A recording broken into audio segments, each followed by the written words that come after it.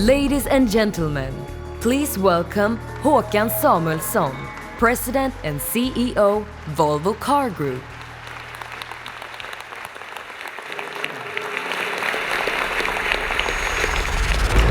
It's really a historical milestone for our company today. I would officially declare the Ridgeville plant open for business.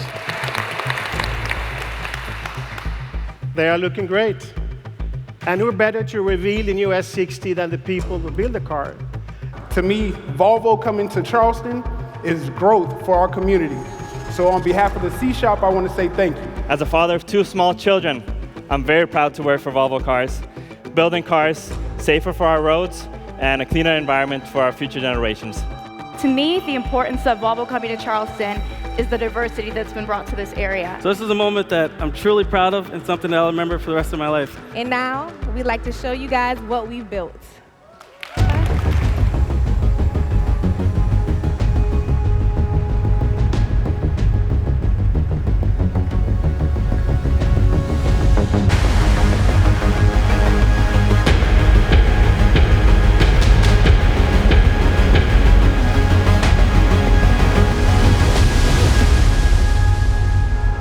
We are delighted to call South Carolina the home of Volvo.